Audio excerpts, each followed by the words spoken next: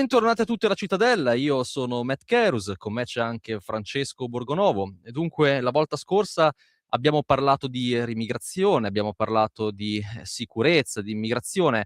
Ho citato il caso di Andrea Ballarati, l'organizzatore del Remigration Summit di Gallarate, che è stato indagato dalla procura di Como per alcune sue affermazioni nel 2023 contro gli immigrati. È stato rinviato a giudizio per incitamento, sentito un po' per odio razziale, una cosa scandalosa. E dunque oggi Andrea Ballarati è qui con noi per parlare senza paura di immigrazione, di remigrazione. E allora voglio sentire da lui direttamente come è andata la vicenda e tra l'altro con noi è presente anche Kiro Attia, cugino di Youssef, ragazzo accoltellato alla Spezia circa un mese fa. Beh, insomma, Andrea, raccontaci un po' come sono avvenuti i fatti, quali son state le frasi, le affermazioni incriminate, se c'è stato un post in particolare, e che cosa, insomma, ne pensi tu di questa vicenda che io reputo aberrante? Allora sì, come, ho già espresso più volte nel corso della mia attività, io sono un attivista politico. Attivista politico significa che il mio ruolo è quello di stare al di fuori di quella che è la politica convenzionale e promuovere delle idee, delle soluzioni che, normalmente non sono discusse. Per esempio, nel caso della remigrazione, quello che essenzialmente io, insieme alla mia organizzazione Giovani Identitari, abbiamo fatto dal 2023 proprio, la data non è una data casuale, è stato quello di portare il termine in Italia, che era già popolare in contesti esteri, come ad esempio in Austria o in Germania. È stato quindi prendere il termine, portarlo in Italia, promuoverlo, renderlo popolare, cosa che poi è stata fatta con il summit di Gallarate del 17 maggio 2025. Come ogni persona normale, presumo qui fuori, con un account Instagram, con delle idee politiche, mh, diciamo che, ribadisco, è normale interagire con account, con profili, con pagine, anche commentando. Io possedevo un account Instagram a mio nome, quindi era il mio account Instagram personale, dal 2020 al 2022 fondamentalmente, che utilizzavo per mille cose, insomma era il mio social personale. Con questo account ho fatto dei commenti che ho citato in un video sulla mia pagina Instagram, appunto nella loro interezza. Per farla breve, fondamentalmente i commenti sottolineavano la situazione di mala gestione dei flussi migratori e invitavano ad un'azione, ad una risposta che è una risposta ovviamente politica e che in quei post non può essere insomma equivocata come altro. Inoltre, un'altra cosa che vorrei sottolineare, che è stata poi sottolineata da chiunque abbia letto queste frasi, questi commenti, non c'è alcun commento che possa incitare all'odio o alla discriminazione. E la cosa più peculiare in tutto ciò è che l'accusa non è incitamento all'odio, ma è incitamento alla discriminazione. Usano questo termine discriminazione in modo deliberato, se vogliamo, poiché discriminazione può voler dire tutto, può voler dire niente. Insomma, il caso è circostanziale, è chiaramente circostanziale. Le frasi sono state prese, sono state costruite insieme, non c'è un appoggio, diciamo, concreto a questa accusa e il fatto che il primo avviso di garanzia mi sia arrivato nel 2023, quindi proprio quando, a settembre 2023, proprio quando io, di ritorno dalla manifestazione di Vienna a luglio del 2023, poi mettiamo di mezzo agosto, io ho portato il termine in Italia per la prima volta. Quindi ribadisco, non è casuale questa data e non è casuale il fatto che proprio in seguito al successo di quello che è stato il Remigration Summit, in seguito al successo di tutte le iniziative legate alla remigrazione, compresa la proposta di legge, compreso i vari diciamo gruppi politici che adesso hanno adottato il termine, e comprendiamo anche una generale, diciamo, attenzione mediatica nei confronti del tema stesso e di ciò che comporta, il tutto in mezzo a questo, come dire, volendo ridurlo a questo termine, dibattito per quanto riguarda la riforma della magistratura, beh, uno se lo chiede se questo è un processo politico o meno. Dal mio punto di vista, questo è un processo politico, anche perché quello che ritengo io è che qualsiasi idea dovrebbe essere espressa senza avere la paura di essere indagati per queste idee. E questo deve valere per tutti, non deve valere solo per una parte politica o per l'altra. Ricordo uno dei video che mi è stato mostrato come anche risposta a ciò che mi stava accadendo, era il video dell'esponente dei CARC che inneggiava la lotta armata fondamentalmente, o inneggiava la violenza di strada, la violenza di piazza, inneggiava il fatto di rendere il paese ingovernabile. E questo invece non comporta alcun tipo di procedimento penale. Invece il dire, qui cito una delle frasi appunto in modo da dare anche un po' più di contesto, le frasi sono fondamentalmente quattro, cito questa qui perché è quella più indicativa. Le bande di migranti mai integrate che dettano legge nelle nostre città sono la rappresentazione del fallimento del progetto multiculturale, parafrasando. Fondamentalmente questa frase, come vedete, non c'è alcun incitamento all'odio, primo. Secondo, va a sottolineare quello che è un disagio sociale e non solo, riconosciuto. Posso interromperti un attimo, Andrea? Sì, Voglio chiedere a Chiro, hai sentito la frase che ha pronunciato adesso Andrea Ballarati, no? La puoi ridire, Andrea? Potresti ridirla? Quella su... sì. Le bande di migranti mai integrati che lettano legge nelle nostre strade sono la rappresentazione del fallimento del progetto multiculturale. Chiro, condividi questa frase?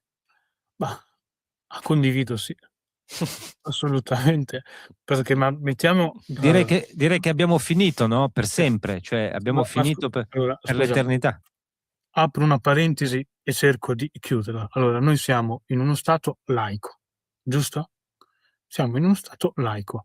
Adesso che c'è l'inizio del Ramadan, io mi aspetto che qualche dirigente scolastico di qualsiasi scuola d'Italia, che in questi giorni di Ramadan limiterà le interrogazioni, le verifiche, farà, non so, l'ultimo giorno di Ramadan per chi lo... Sì, nella tua regione l'hanno già detto che c'è stato un appello a dire bisogna che per il Ramadan si facciano meno interrogazioni agli studenti musulmani. Io ne farei addirittura di più. Cioè Così io mettiamo alla prova la capacità di resistenza, no, di questi personaggi. Ma tanto ormai, guarda, non ne vogliono fare neanche... Hai visto l'altro giorno il rappresentante degli studenti italiani, non mi ricordo neanche come si chiama, che piagnucolava dicendo c'è troppa pressione psicologica sui giovani italiani nelle scuole. Io avevo già pronte delle zappe da consegnare a questi qui e dire andate a vedere se c'è pressione psicologica nel buona vecchia agricoltura. Lorenzo Baffert. Ecco, lo salutiamo caramente. Abbiamo anche cercato di invitarlo, devo dire la verità, diciamolo, abbiamo anche cercato di invitarlo qui, ma si è sfilato con delle scuse raccapriccianti sul fatto che non siamo abbastanza inclusivi e democratici. E la loro linea di pensiero non sposa i nostri valori. La loro linea di pensiero non contempla il pensiero, quindi purtroppo ognuno ha i suoi difetti. Comunque scusami Chiro, ti ho interrotto. Figurati, ritornando al discorso di prima, poi con la fine del Ramadan non vuoi che qualche dirigente dia l'assenza giustificata per la fine del Ramadan, ma basta una cosa assurda, entrare in un ASL che vedi tutte le indicazioni non sono più in italiano, ma o sono in bengalese o in arabo o in altre lingue. Qua ci fa capire che c'è proprio un fallimento, perché adesso finché loro sono una minoranza, ma il problema serio è già ora, ma sarà ancora più serio quando loro saranno il 50% più uno. Saremo noi gli ospiti a casa nostra. Allora, torno a trovarci anche Vanessa Combattelli, che ringrazio, che avete già conosciuto. Vorrei chiederti, Vanessa, cosa pensi della questione della remigrazione? E poi dopo vorrei andare vado da Ballarati, voglio fare il provocatore oggi, perché voglio andare da Ballarati a chiedergli che effetto gli fa confrontarsi con Chiro, no? Perché io so benissimo che se io fossi Corrado Formigli, direi a Ballarati, ma Ballarati, lei Chiro lo vorrebbe espellere, lo vorrebbe deportare in Egitto, no? Lo so bene, però prima vado da Vanessa Combattelli a chiederle la sua posizione sulla remigrazione. Beh, Vediamo. anzitutto la remigrazione si è resa un fatto necessario per più governi, lo dicevamo anche prima, ci sono ormai governi socialdemocratici che stanno adottando la remigrazione come soluzione ad un tema sociale, a un problema dove non abbiamo saputo gestire i flussi migratori che hanno raggiunto l'Europa, non abbiamo saputo gestire questa grande popolazione che si è ritrovata poi anche ghettizzata, perché poi il tema è anche questo, ragazzi, se si parla di remigrazione è perché ci sono dei temi a livello sociale, sia dal punto di vista di chi è regolare e poi naturalmente di chi non lo è, perché chi non lo è dal mio punto di vista non dovrebbe stare neanche un giorno di più nel paese dove si trova, visto che poi chi non lo è non ha nulla da perdere, non ha nessun percorso eventualmente per guadagnare soldi legalmente, per potersi mantenere, quindi appunto vediamo determinate storie veramente terribili che poi giungono le aule di tribunale. Quindi quello che ritengo è che oggi è un tema serio che tutti i governi dovrebbero capire come rendere possibile. Non è un tema razzista, non è neppure un tema divisorio, è un tema di come vogliamo gestire le nostre frontiere. Ma qual è il problema a monte di cui parlavamo dall'inizio? È che c'è il diritto internazionale che oggi non consente la propria padronanza all'interno dello Stato, perché con le varie convenzioni di diritti dell'uomo tu ad esempio non puoi mandare la persona X nel suo paese di origine perché non è identificata, perché non è riconosciuta dal paese di origine, oppure per un altro tema. Ragazzi, attenzione, se il paese X non ha tutti i diritti da noi riconosciuti e magari questa persona è omosessuale e nel paese di origine verrebbe impiccata, noi ci possiamo pure dimenticare di reintegrarla nella sua, da dove è venuta. Insomma, quello che voglio dire è che si sta creando un cortocircuito burocratico immenso, i cui costi cadono sui cittadini, perché su questo tema nessuno fa abbastanza, non fa abbastanza peso. Tutti i ricorsi che avvengono, gli avvocati, tutto il sistema attorno, da chi credete è pagato se un immigrato non ha a disposizione neppure il patrimonio proprio? È pagato dagli italiani, è pagato dai cittadini europei, è pagato dal nostro sistema che continua ad avere una spesa che però non raggiunge abbastanza clamore. E comunque noi stiamo pagando per dei cortocircuiti ideologici assurdi, diciamocelo. Adesso è il momento della mia fatidica domanda provocatoria a Ballarati, no? Allora, come dicevo prima, se io fossi Corrado Formigli, caro Ballarati, le direi: ma quindi ha visto Chiro, bravissimo ragazzo, educato per bene, parla bene, si presenta bene, lei lo vuole rimandare a casa sua, cioè in un paese che non gli appartiene, che è l'Egitto. Come la mettiamo? È razzista. Faccio una premessa a riguardo. Allora, il punto della remigrazione che molti politici evitano, e si può capire anche il motivo, è il fatto che la remigrazione, come diceva anche Vanessa, nasce da una questione sociale, ma anche una questione demografica. Noi siamo un paese che non fa figli, punto. Questo è un fatto incontestabile, innegabile, sostenuto anch'io. Qualcuno era studente di economia, non ricordo chi, io sono laureato in economia, quindi anch'io guardo i numeri. Chiro è I studente di numeri economia. parlano. Quindi non facendo figli e importando, perché il punto che faceva anche Chiro, perché l'ha detto più volte, mi permetto di darti del tuo e di chiamarti per nome, l'ha detto più volte, è il fatto che l'immigrazione di massa è un problema, perché l'immigrazione di massa in una situazione nella quale, per esempio, il nostro paese si hanno delle nascite molto basse e si ha un ricambio generazionale quindi minimo, porta inevitabilmente a una sostituzione che può essere definita in mille modi: sostituzione etnica, sostituzione demografica, Cioè, Chiro sei come si d'accordo? vuole. Vedo che annuisci. Sì, sì, ma l'avevo detto anche prima. Adesso ci va, tra virgolette, anche bene. Il problema è quando saranno loro il 50% più 1, Esatto. saremo noi ospiti nel nostro paese. Esatto. Quindi lasciamo la Andrea finire, sì. questione qui, la questione non è, adesso citando la domanda, non è gente come Chiro, perché quello che parliamo, diciamo noi identitari riguardo alla remigrazione è il fatto che si deve applicare agli irregolari e su questo non ci deve assolutamente piovere, perché chiunque nega qualcosa di questo tipo, chiunque nega che gli irregolari debbano essere mandati via, è qualcuno che fondamentalmente sostiene l'illegalità in generale. Quindi non esiste discorso a riguardo. Per quanto riguarda gli regolari, la questione si pone, come diceva anche Matt, sul fatto di coloro i quali arrivando qui entrano in queste comunità ghettizzate, che è una cosa che si vede in certe comunità a Prato, per esempio, oppure se vogliamo uscire dall'Italia, io prendo molto il resto d'Europa come esempio perché sono paesi che sono più avanti dal punto di vista dell'immigrazione di massa rispetto a noi. Per esempio la Francia, se prendiamo il quartiere Saint-Denis a Parigi, non si può entrare perché è un quartiere ghettizzato islamico dove ci sono cittadini francesi che però di francese non parlano neanche mezza parola e fondamentalmente si trovano lì e vivono secondo le leggi della Sharia. Non vivono secondo le leggi dello Stato francese che ha ammesso di aver perso il controllo di quelle aree e quindi dove non può andare. Quindi chiudendo, rispondendo anche alla domanda, Chiro, mi riferisco proprio a te. Tu ti ritieni assimilato? Tu commetti violenze? Tu vivi in una società autonoma a sé stante con delle leggi che sono in contrasto con lo Stato italiano? Ma assolutamente no, io sono uno che guarda la Costituzione, guarda il codice, rispetta le leggi. Insomma, se l'Italia dovesse andare in guerra, io sarei il primo ad andare al fronte. Sai, c'è il problema che è ligure, però insomma, di quello Vabbè, quello... cioè, come dire, ognuno no, ha i suoi. No, quindi la conclusione qual è?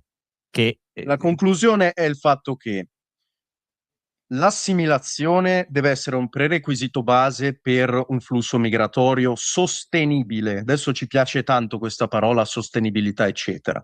Anche l'immigrazione dal punto di vista demografico, economico, sociale, culturale e anche legale deve essere sostenibile. Per essere sostenibile ci deve essere il presupposto dell'assimilazione che può avvenire solo e solamente se non c'è un flusso migratorio massivo, poiché lo Stato ha delle risorse economiche limitate e anche sociali limitate per assorbire, perché c'è questa questione di assorbimento, le persone in ingresso. Se noi non siamo in grado di assorbire le persone in ingresso, poiché sono in numero superiore alle nostre capacità, vedi ora, succede esattamente quello che sta succedendo ora. Quindi non c'è possibilità di assimilazione. Queste persone che sono persone e devono sopravvivere si chiudono nei loro gruppi etnici di riferimento e si appoggiano a tutto un sistema di criminalità che è volontario o anche involontario, molto spesso nascente da necessità socio-economiche, ma comunque aventi una radice fortemente culturale. E quindi si genera una situazione essenzialmente di anche incompatibilità con quello che è la vita civile, se così vogliamo chiamarla. Quindi la remigrazione che tutti additano come deportazione di massa, eccetera, eccetera, eccetera, non è altro se non un'applicazione di quello che è un buonsenso economico, demografico, culturale e sociale nel contesto della gestione dei flussi migratori, in ogni loro passaggio, in ogni loro considerazione. sì, mi permetto di trarre anch'io una conclusione semplificata, diciamo così. La remigrazione non è andare a rastrellare le persone casa per casa appena c'è qualcuno che ha origini straniere o ha la pelle diversa, lo si carica su un treno, lo si butta fuori. La remigrazione, a mio avviso, è un gesto di umanità, molto rispettoso dei diritti delle persone e del benessere dei popoli e si basa sull'idea che l'immigrazione è sostenibile se è in piccolo numero, con persone molto motivate o molto bisognose di essere accolte. Mi pare che chi è molto motivato e chi ha un'affinità culturale, come il caso della famiglia di Chiro, viene qui, si trova bene, viene accolto, stringe relazioni e alla fine viene assimilato da una comunità. Cosa cioè che diventa a tutti gli effetti parte di quella nazione, no, di quella comunità, e ne è parte integrante. Chi per sua scelta si colloca fuori da questa nazione, signori, è così, no, è un po' il concetto della comunione. Uno può scegliere di far la comunione e di non farla. Se non la fa, non può lamentarsi poi che quando è finito, no, non è in comunione, in unione con il divino. È la sua scelta, si è messo in una condizione. Se tu vieni e continui a vivere nella tua comunità ghetto per i fatti tuoi, non cioè cosa cambia se ti mando da un'altra parte? Assolutamente niente, tanto per te è uguale, no, quindi è comunque un Pun gesto di umanità, ma il punto è chiarissimo, Francesco, tra l'altro anche molto bella la metafora. Noi però ci dobbiamo fermare perché torniamo tra pochissimo.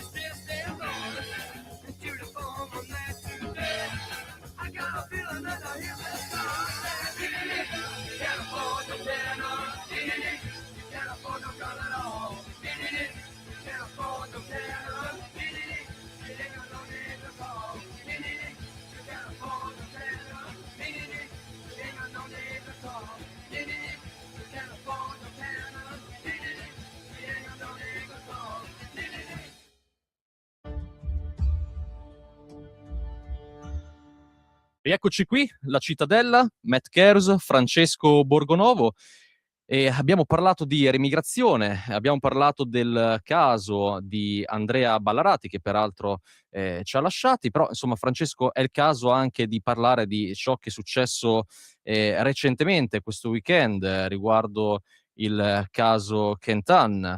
C'è stata una marcia in onore di Kentan in Francia. Però, come ben saprai, insomma, c'è stato molto movimento. Francesco, ti lascio parola in merito alla sì, questione. nel senso, Andrea Ballarati ci ha lasciato per oggi, non per sempre, diciamo, precisiamo, poi torneremo a trovare. Però ovviamente era giusto occuparsi del suo caso, perché oggi è diventato un po' pericoloso sostenere un certo tipo di idee, mettersi contro il pensiero prevalente. Il caso di Kentan Derank per me è incredibile, un ragazzo massacrato di botte a Lione, e prima hanno cercato di sminuirlo, di offenderlo, no? Di dipingerlo per quello che non era, ma poi hanno cercato anche di demolire questa manifestazione che è stata assolutamente pacifica, un omaggio di tantissimi migliaia di persone a questo ragazzo che è morto per le sue idee.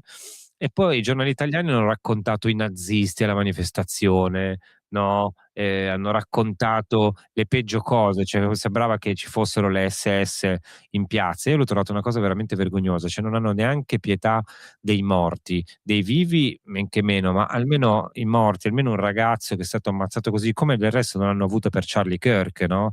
Che è stato insultato in ogni modo e vilipeso da morto. Ci hanno provato anche con Kentan, non hanno trovato terreno fertile per poterlo attaccare personalmente, quindi attacchiamo la manifestazione, ecco l'estrema destra che sfila, a parte che male c'è, voglio dire, ma questo è il grande dramma della stampa italiana. Però noi avevamo una presenza di Galt lì che ha visto quello che è successo, caro Matt, cari Massimo e cari ascoltatori. Avevamo una nostra presenza che era Benedetta, che se non sbaglio era sul posto, e quindi direi che ci può sicuramente meglio di me, che ho visto solo le immagini, può raccontare che clima c'era, che cosa è successo, e anche magari darci la sua visione del modo in cui è stata raccontata dai giornali italiani. Quindi ora mi taccio e do la parola a lei.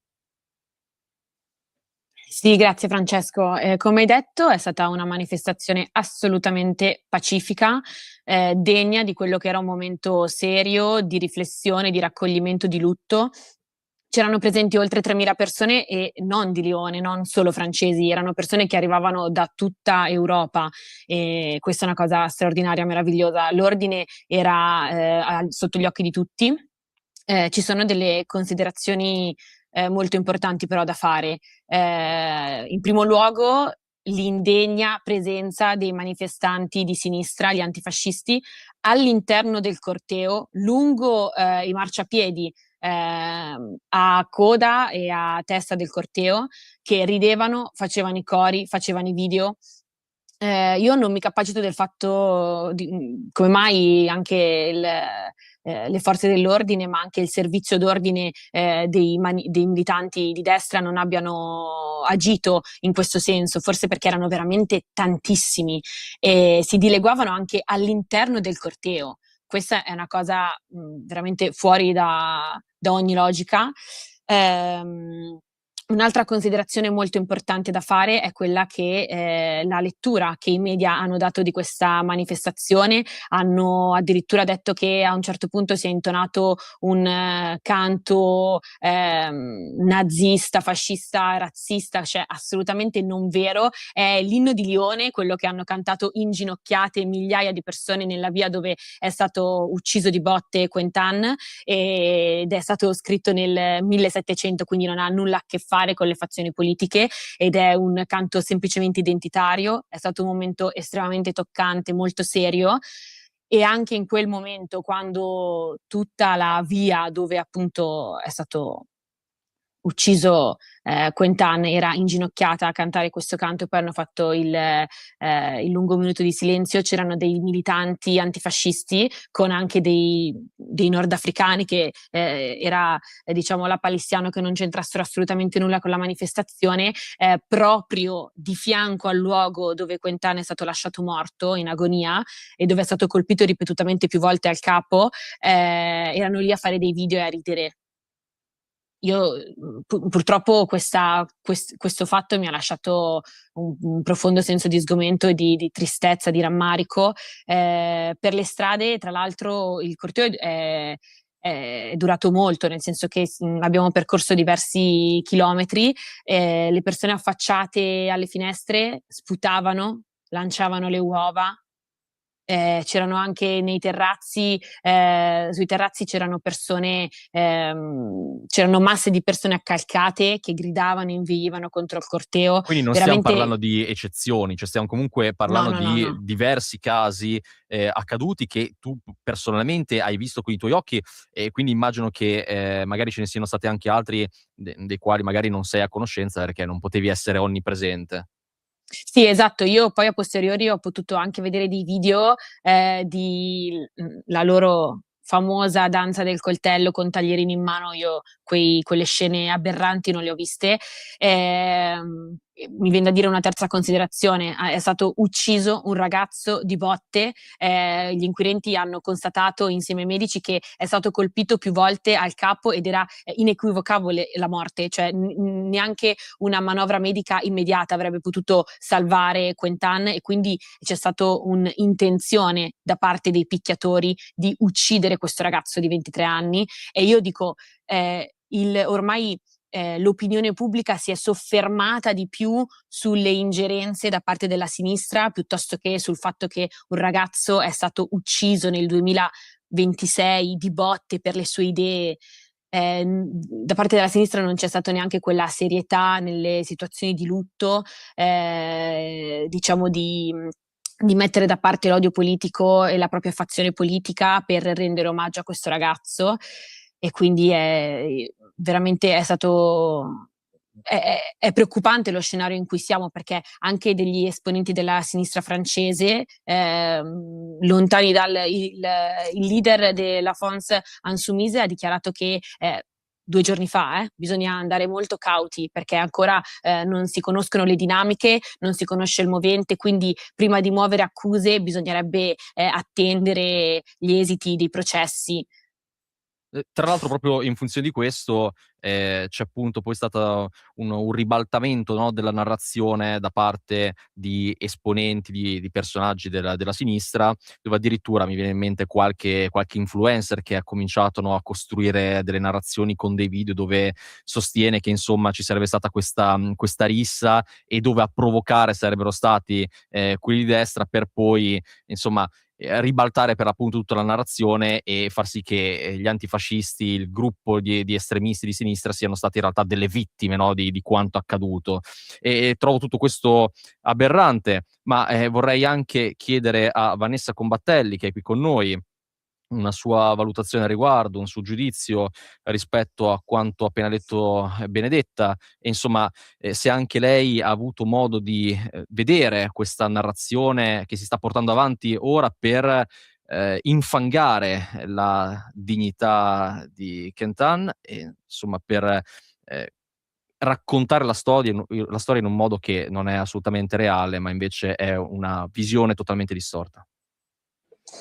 Grazie Maz per la domanda e anche Benedetta per la tua testimonianza, perché non mi sorprende me. Leggevo appunto sul Sole 24 Ore un articolo dove Quentin viene definito come l'estremista, e questo è il linguaggio, la comunicazione che stiamo utilizzando. E leggevo del sindaco di Lione che dice che Lione appunto è la città della resistenza, quindi non può diventare la capitale dell'estrema destra. Con calma, io mi chiedo: ma che cavolo c'entra?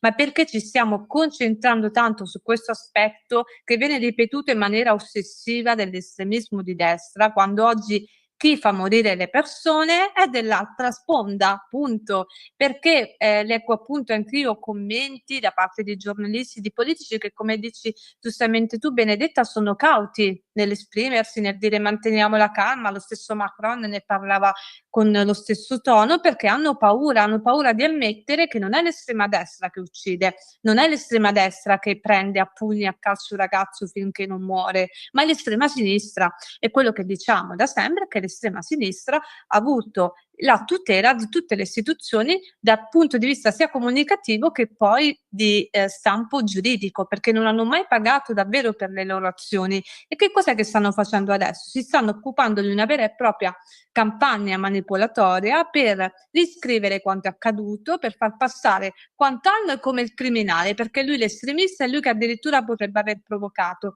Peccato che si nasconda che questo ragazzo ha agito in difesa. Questo significa che anzitutto c'è stato un attacco diretto verso delle ragazze, peraltro, perché anche qui quando si parla tanto di femminismo, di diritti, eccetera, ci dimentichiamo che la casa della violenza è sempre da parte di chi ha bisogno della presenza di una vittima, perché altrimenti le loro politiche Ma sai sarebbero Vanessa, però erano sostanzialmente inutili. ragazze di destra, no, definite Esatto. razziste.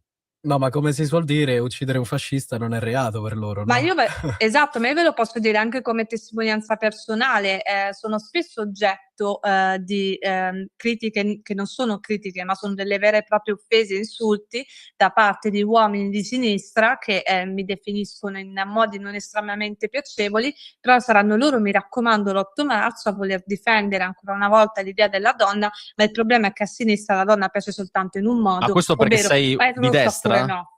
Raccogli offese perché sei una donna di destra? Questo Ma è il certo, motivo? perché io mi espongo, ho un profilo pubblico, mi espongo su dei temi senza problemi, lo faccio da un punto di vista sicuramente più conservatore, cerco di essere oggettiva, quando c'è il momento di dire una cosa, di prendere una posizione, lo faccio, e però mi trovo a ricevere spesso anche dei commenti che sono ai limiti dell'intimidazione. Questa cosa sinceramente registro che è proprio tipica di quell'ambiente, che è un ambiente violento, e ti ripeto, per noi che ci esponiamo e lo facciamo in maniera libera perché ci crediamo nell'informazione, di certo non sarà questo a fermarmi, sia chiaro, però è una cosa che un tipo di coerenza che sono più che voglio più che altro mettere in evidenza, perché quanto è accaduto a Quentin, che è il massimo, l'estremità, accade in misura inferiore a tutti coloro che si espongono su determinati temi, perché l'estrema sinistra è spesso, molto spesso, caratterizzata dalla violenza verbale e fisica. Questa Sì. cosa va detta. Sì, infatti Vanessa, volevo agganciarmi a quello che stai dicendo tu,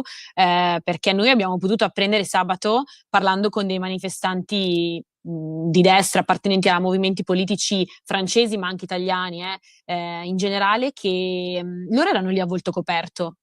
E noi abbiamo chiesto: ma perché siete a volto coperto? Cioè, qual è il vostro intento oggi, no? Quello di essere violenti? E loro ci hanno detto che in Francia i movimenti di estrema sinistra si muovono praticamente come le Brigate Rosse ancora. Loro fanno le foto, è per questo che giravano all'interno del corteo con i telefoni in mano, perché loro fanno le foto ai volti, li mandano ai datori di lavoro di queste persone, li schedano, ok? Identificano gli indirizzi di casa, vanno a fare degli attacchi mirati sotto casa, anche ai parenti, danno fuoco alle loro attività commerciali, ai bar piuttosto che ai loro negozi. Quindi la situazione è veramente pericolosa, è veramente grave, forse è per questo che i ragazzi di Lione hanno preferito non esporsi più di tanto, proprio perché non vogliono, hanno paura di eventuali conseguenze. E ricordiamoci che nel 2023 a Parigi, quando c'è stato il corteo di commemorazione, di ricordo, di cordoglio per Nael, che dovrebbe essere un ragazzo ucciso dalla polizia a Parigi, c'erano circa 3.000 manifestanti, 2.000 condannati e 1.000 feriti. Cioè, questi sono i loro cortei commemorativi in memoria di ragazzi morti, uccisi. E quello di sabato, con esponenti dell'estrema destra pericolosissimi che sono arrivati da tutta Europa, c'è stato un ordine impeccabile, perché è lo stile che da sempre porta avanti quella sfera, no, di movimenti della destra. Io vorrei Allora, sentire io però anche Massimo in esatto, tutto questo discorso, vorrei sentire un po' il suo giudizio. Allora, io intanto vorrei dire in primis una cosa. Allora, il 19 febbraio, prima di questa manifestazione, tra l'altro, il sindaco di Lione, Duce, ha chiesto alla prefettura di vietarla. Quindi proprio a simbolo di quanto sono democratici questi qua. Poi, come ci ha detto Benedetta, insomma, 3.200 partecipanti, dicono i giornali, sotto stretta sorveglianza della polizia, non c'è stato neanche un incidente, non è successo nulla di nulla. E tra l'altro, infatti, Elon Musk ha criticato il sindaco di Lione, Duce, e l'ha chiamato ratto sui social per aver provato a fare tutto ciò. Poi, per quanto riguarda la correlazione tra questi movimenti estremisti e la copertura mediatica, e non solo, anche politica e giuridica che ricevono, abbiamo anche delle prove. Perché io vorrei giusto farvi capire, portare alla vostra attenzione il fatto che nel 2022 il vice sindaco di Lione, Mohamed Chihi, che è responsabile della sicurezza, ha dichiarato in un'intervista di aver lavorato con questo gruppo antifascista, Jean Garde, come parte di una strategia per monitorare l'estrema destra. E in questa collaborazione che cosa si è fatto? Jean Garde, questo gruppo antifascista di violenti che poi è stato sciolto nel 2025, ma ancora ci sono degli esponenti attivi, aveva accesso alle telecamere di videosorveglianza della città per monitorare l'attività di questi pseudo estremisti di destra. E tutto questo è vergognoso, perché della sicurezza non se ne può occupare una milizia privata, perché questo è. Della sicurezza se ne deve occupare necessariamente lo Stato, altrimenti che le paghiamo a fare le tasse? Cioè, capite che tutto questo è assurdo, soprattutto perché una cosa del genere poi causa determinati problemi, che è anche il metodo che descriveva prima Benedetta. Se loro hanno collaborato con il comune, utilizzando le telecamere di sicurezza per monitorare l'attività dell'estrema destra, allora ecco perché poi utilizzano questi metodi stile Brigate Rosse, dove fanno le foto alle persone e vanno in giro a schedare questa gente, incendiargli le auto e cose del genere. In più c'è anche un'altra cosa che va detto. Vi ho citato il vice sindaco di Lione, Mohamed Cihi. Mohamed sicuramente ai più avranno già capito che non è un francese, o meglio, cittadino francese sulla carta, ma è di origine nordafricana. Questo non è ovviamente correlato a tutto quello che è successo, non sto dicendo questo, però porta alla luce un altro problema, il legame tra l'estrema sinistra, che in questo caso hanno collaborato con Jean Gard, e l'islamismo. E questo è ovviamente questo Mohamed Cihi non c'entra, però un argomento correlato sono i rapporti che Jean Gard e la France Insoumise, che è il partito a cui si appoggia Jean Gard, hanno di fatto legami con l'islamismo radicale. Ci sono state diverse inchieste, in particolar modo una del 2025, che ha evidenziato come tutte queste persone appartenenti a questo movimento chiamato la France Insoumise hanno effettivamente legami con l'estrema sinistra, non solo con, per esempio, Rima Hassan, che è una politica, diciamo così, un attivista che si espone per la Palestina, ma anche con altri obiettivi, con altri personaggi, tra cui il nipote del fondatore di Fratellanza Musulmana.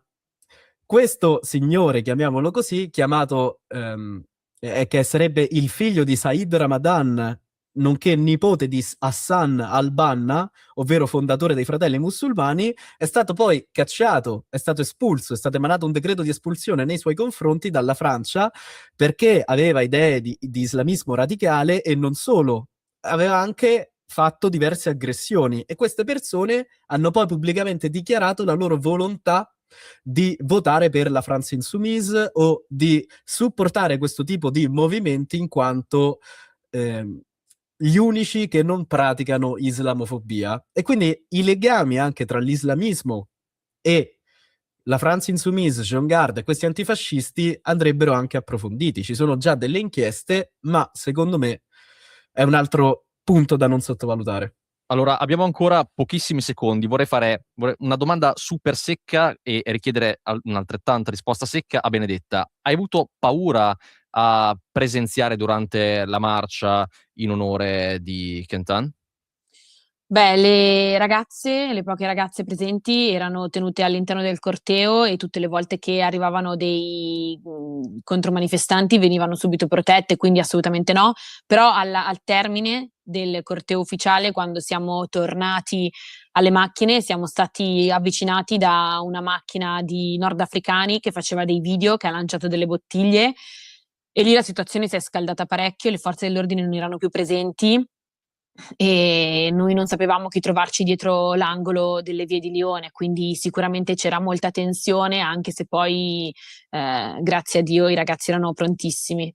Ecco, siamo quindi in pieno clima di terrore, di insomma episodi brutali che stanno accadendo, prima Charlie Kirk, adesso Kenton. Insomma, essere di destra oggi è pericoloso per chi lo è, non siamo al sicuro e purtroppo questa è la realtà e dobbiamo combattere ogni giorno per raccontare la verità, visto che comunque viene anche stravolta da coloro che ci uccidono letteralmente. Detto questo, oggi siamo arrivati alla fine della puntata della Cittadella, ma noi ritorniamo al prossimo episodio molto presto. Io ringrazio i nostri ospiti di oggi per aver dibattuto con noi sul tema e ci vediamo alla prossima puntata. Un saluto.